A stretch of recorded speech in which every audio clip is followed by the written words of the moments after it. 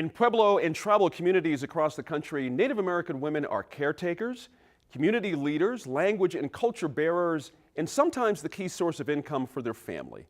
A group of successful Native businesswomen here in New Mexico created Native Women Lead, which faces challenges like pay gaps and high rates of violence by empowering emerging entrepreneurs.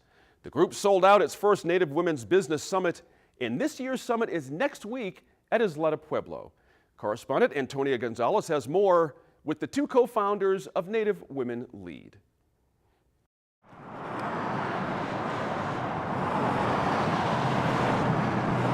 What led me to start Poston and Associates was the great experience that I gained working for my own tribe, the Pueblo of Sandia, initially starting as a tribal planner and then becoming the Director of Health, Safety, and Education, and then also working in public relations.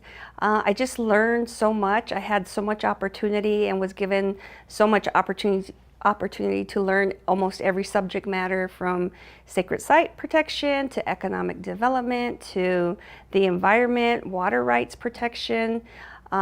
So that really was like, how do I take this opportunity and really figure out a way to help other tribes to build capacity and look for ways to do it in a way that makes sense for them and their own tribal communities. And so back in 2004, I decided I'm going to start my own business, and how do I elevate the narrative amongst tribes and tribal entities, not only here in the state, but throughout the country. What were some of the challenges you faced early on in creating your business? I think there were a number of challenges, but one of the first ones, I think, is knowing your worth and to really be able to price out what your services are worth. At that point, I didn't think there was very many Native women-owned businesses, and so it was just, I think, going through a little bit of the imposter syndrome, like, should you be here? Should you have a seat at this table? And then just convincing myself and sort of faithing it until I could make it about, yes, I do have the background, I do have the experience to actually sit at the tables around strategic planning, around public relations, around marketing. But it took a while, and I think the more that you fail, that the more there is opportunity to grow. You just got to be able to stand back up and get going again. The challenges that I faced, I wouldn't want my nieces, I wouldn't want my grandkids, my granddaughters to face those sort of challenges. So how do we come together as a collective to establish Native Women Lead in ways that provide safe spaces for women to talk about their challenges, from everywhere from accessing capital, financing, to how do you deal with your taxes, to how do you market yourself, these whole range of things. And a lot of times that imposter syndrome that I spoke to was just not me. And so a lot of times you felt like lonely in the business, I guess, because there wasn't very many. But when we came together with over 200 of us, you're like, okay, there's other people who really think like me and think differently, and that's okay. And so it felt right. I think we were all pleasantly surprised when it was completely at capacity. People were waiting at the door to get in. And so we said, okay, this makes sense. There is a niche to fill, and we're all committed in some way to supporting that. And so here we are in the second annual Native Women's Business Summit. We're looking to host over 300 women, and it's all based on our core values of BWE, backbone, emerging, weaving, and empowering women. So all of that, like the backbone, typically in our families, we are the backbone of our families. A lot of cases, we are the breadwinners in our families. And so how do we come together and talk about that in a safe way? And emerging, there's so many young women out there doing incredible things. I'm just amazed. Like, how do we continue to support them so they can emerge and become the best that they can be? Because as women in our communities, if we're safe and secure, our children are safe and secure, and that helps our overall communities. And we're also weaving. We're weaving everything, our knowledge of community, our knowledge of family, our knowledge of business together to empower are the people that we're trying to serve. A new one because I just did some updating before I came here. It's been really fun to put together. Has it? Yeah. I mean, it's been a headache too, but it's been really fun. I was really fortunate to be able to find this group of women really at the time of me launching Grown Up Navajo and incorporating Grown Up Navajo as a LLC. It was, I think, serendipitous. I had just moved from Arizona, and then we had jumped into conversations around, well, what does this space look like and mean? And so much of what I had heard about the journey of an entrepreneur as being one that was lonely was true at the time, but it was so great to be able to immediately be connected to a group of powerful Native women who were able to teach me just through their modeling how to integrate my identity more into the business that I was growing at the time. So Grown Up Navajo is a new startup.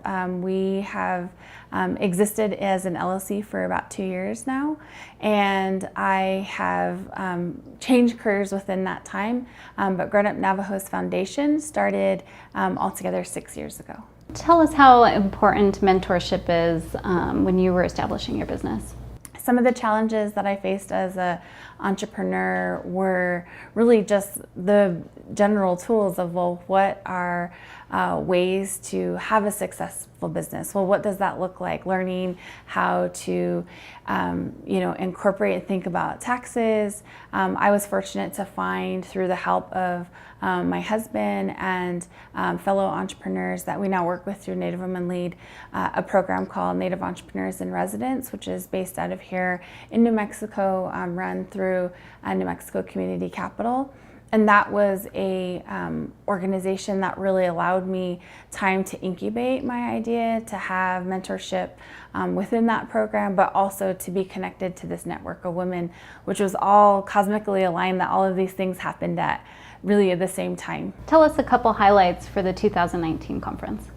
We are really delighted to be welcoming two stellar keynote speakers. We have Kim Smith, who is co-founder of the online magazine Indigenous Goddess Gang. She is an activist and really a community leader. She'll be speaking about how having and building a matrilineal economy will be something to get us to a healthier future. And we also have another well-known speaker, Edgar Villanueva, will be talking about his new book called Decolonizing Wealth. So those are two really heavy hitters that we're really excited to welcome. In addition to that, we have an awesome lineup of breakout sessions, everything from Girl, Hey, Start Your Business, which is a group by a Native-owned accounting firm that will be sharing, again, more kind of the nitty-gritty nuts and bolts, the foundation of how to build their business, to other sessions that will be targeted around tools that freelancers should know and understand. And then more generally, we'll have some really powerful plenary discussions of women who are smashing the patriarchy in fields that are really underrepresented in terms of women. So women who are working in the construction field, in the brewery area as well. We also have movement breaks that will be provided by Haley Laughter of Honjo Total Wellness. She'll be doing yoga, and we really want to build a space that is for the mind, body, and spirit of individuals. And along those lines, we'll also be incorporating a healing room into this year's summit as well, so that women have an opportunity to recharge and reconnect to themselves, because sometimes as we're doing this work collectively, we can be re-triggered in the pain of the journeys that we have gone on before, bringing us into that space. And so we want women to be able to have time to be able to, purge that, or if they need to smudge, to be able to have access to quiet room and space and medicine that they need to be able to keep doing that work together with each other. And what's the biggest advice you give to maybe somebody who's a young Native woman entrepreneur, or even somebody who has a well-established business and they're looking for some advice on growing in the in this industry, whatever industry their business may be in. What kind of advice are you giving? First of all, never give up. If you really feel that is your passion, and it just feels right, the work comes. I don't know how to exactly articulate that, but really, if it's your passion and you want to help your community, you want to help other Indigenous communities, figure out what that is, align with it, but also that you're not alone. And don't be afraid to ask for help. A lot of times people want to reinvent the wheel, and it's like, if you see somebody doing something that you think is pretty awesome, go ask them, how did you do that? What do you think I should do? And that people are really honest, and they're really thankful that somebody had the courage to ask them rather than kind of stand in the sidelines. And so I think that's been one of the reasons I've been able to manage and maneuver, is because when I see somebody doing something, I'm just like, how did you do that? Can you share it with me? And more than likely, they're just happy to do so.